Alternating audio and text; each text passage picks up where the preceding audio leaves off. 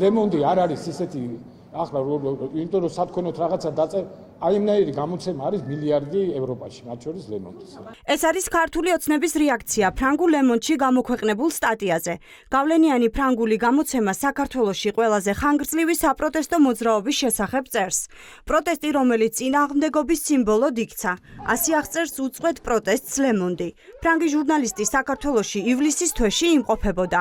პირადად ესაუბრებოდა დემონსტრანტებს, რომლებიც საქართველოს, ევროკავშირის და უკრაინის დროშებით ყოველ დღე პარლამენტის წინ მიდიან და ივანიშვილის მმართველობას აპროტესტებენ. ძალიან გამიხარდა ერთი მხრივ, რომ მსოფლიო გაიგებს, რომ ჩვენ ვართ ძალიან პასუხისმგებლობიანი ერი, ძალიან გვინდა მართლა დემოკრატიულ სახელმწიფოში ცხოვრება და რომ სანამ არ მივაღწევთ მიზანს, რასაც ქვია თავისუფალი საქართველო ყოველგვარი რუსული გავლენების გარეშე, არ დავნებდებით. საქართველოს ისტორიაში ყველაზე ხანგრძლივი საპროტესტო მოძრაობა 2024 წლის 28 ნოემბერს დაიწყო.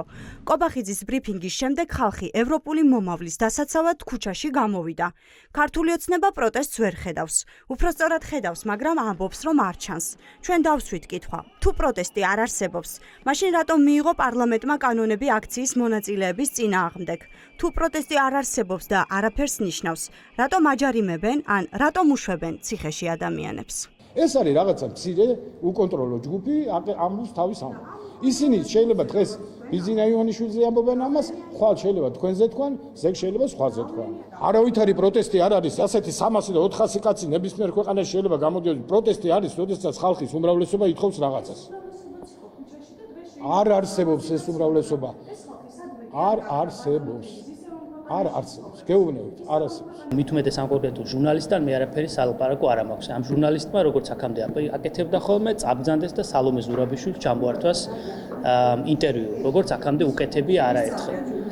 ხო, რა თქმა უნდა, გადავხედე ვინ არის, რა არის, ზოგადად ვინც არის ეს ქალბატონი, ნახეთ, თუ არ შეგისწავლეთ, თქვენ ნახეთ. ის, რასაც ვერ ხედავს ქართული ოცნება, სინამდვილეში ძალიან მარტივი დასანახია.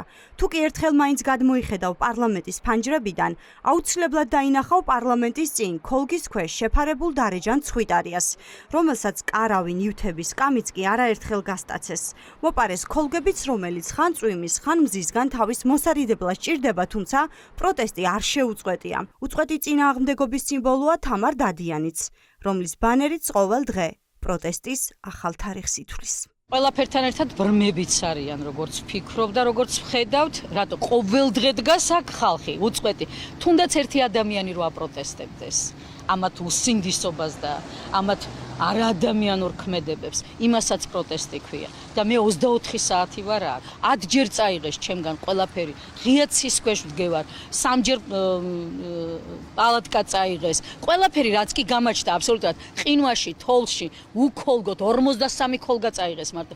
ყინვაში, თოლში ფეხშველა დამაყენეს, რომ მითხრეს წადით ქალბატონო დარეჯანს სახში, თქვენს დაისვენეთ და ჩვენს დაგვასვენეთ. მე ვთხარი ამ ბედნიერებას ნამდვილად არ მოგანიჭებთ. იმიტომ რომ ჩვენს უკან ჩვენი შვილების, ჩვენი ქვეყნის მომავალი დგას და არც ერთი წუთით არ ვიფიქრებ, რომც მოვკვდე და მყარს თუ გამასვენებენ, თორე აქედან სანამ არ გავიმარჯვებ, აქედან წასვლას არ ვაპირებ. აქ წერტილია კობახიძის ქართველობაზე დასმული და ივანიშვილის, რომელიც არის მიმალული და ჩუმად არის და უყურებს ქვეყნის საცოდაობას.